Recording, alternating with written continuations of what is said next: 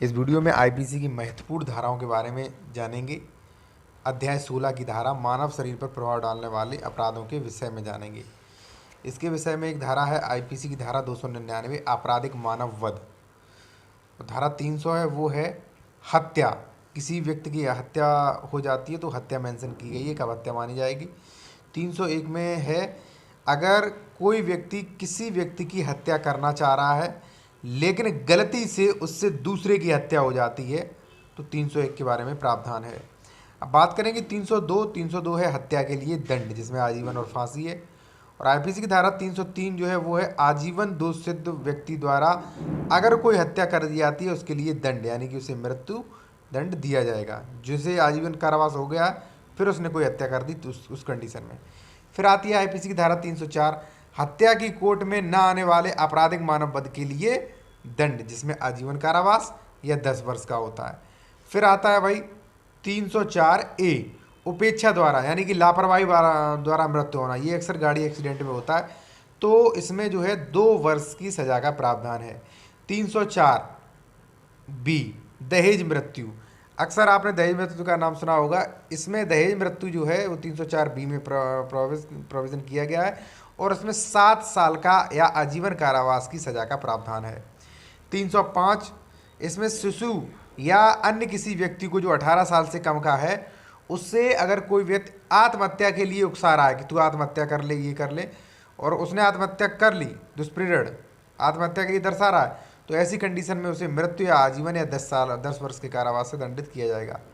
फिर आईपीसी की धारा 306 आत्महत्या का दुष्प्रेरक, अगर कोई व्यक्ति किसी भी व्यक्ति को आत्महत्या करने के लिए उकसाएगा, चाहे वो किसी भी उम्र का हो, ठीक है, तो ऐसी कंडीशन में उसे 10 वर्ष तक की सजा हो सकती है। फिर हत्या के लिए प्रयत्न, जिसे 307 कहते हैं। 307 में हत्या के लिए हत्या का प्रयत्न, इसके बारे में प्रावधान किया गया है। इसमें 10 वर्ष की सजा और आजीवन कारावास है, ठीक है। फिर है 308 आईपीसी की धारा 308 आपराधिक मानव वध करने का प्रयत्न, ठीक है। तो जो भी आपराधिक मानव वध करने का प्रयत्न करेगा उसे भी बहुत गंभीर धाराओं में और बहुत ज़्यादा सजा काटनी पड़ेगी, जो कि लगभग 7 से अधिक हो सकती है, 7 साल से अधिक। फिर आईपीसी की धारा 399 आत्महत्या करने के लिए प्रयत्न, अगर मान लीजिए कोई व्यक्ति अपनी आत्महत्या करना चाहता है, वो प्रयत्न करता है, तो ऐसी कंडीशन में भी उसे 1 वर्ष के लिए सजा हो सकती है।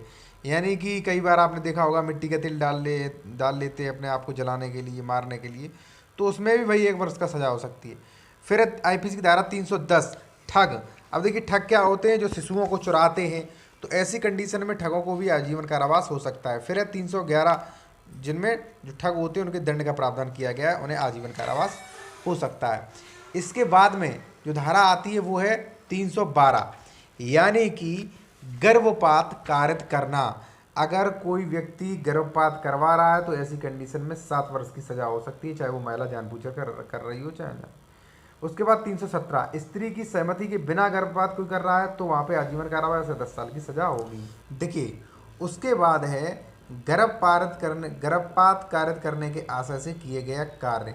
कई बार महिला गर्भपात करवाती हैं, ऐसे में डॉक्टर का उनका गर्भपात करने में सहयोग कर रहा है और ऐसे में उसकी मृत्यु हो जाती है तो उसे 10 वर्ष की सजा होगी, ठीक है।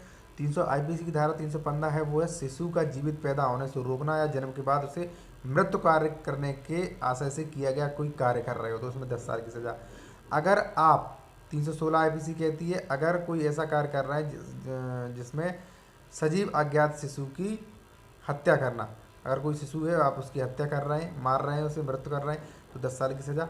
आईपीसी की धारा 317 उसके बारे में प्रावधान करती है यदि कोई माँ बाप अपने बच्चे को 12 साल से कम बच्चे को कहीं छोड़ देते हैं अकेला, ठीक है, और अपन चले जाते हैं तो ऐसी कंडीशन में उन्हें 7 साल की कारावास हो जाता है, ठीक है। अक्सर कई लोग बेटियों को छोड़ देते हैं। और 318 जो है वो है मृत शरीर को गुप्त या किसी का जन्म छिपाना, ठीक है, शिशु की, तो उसमें 2 वर्ष का कारावास है। देखिए ये जो मैंने बात की थी ये मैंने अध्याय 16 की बात की थी, मानव शरीर पर प्रभाव डालने वाले अपराधों।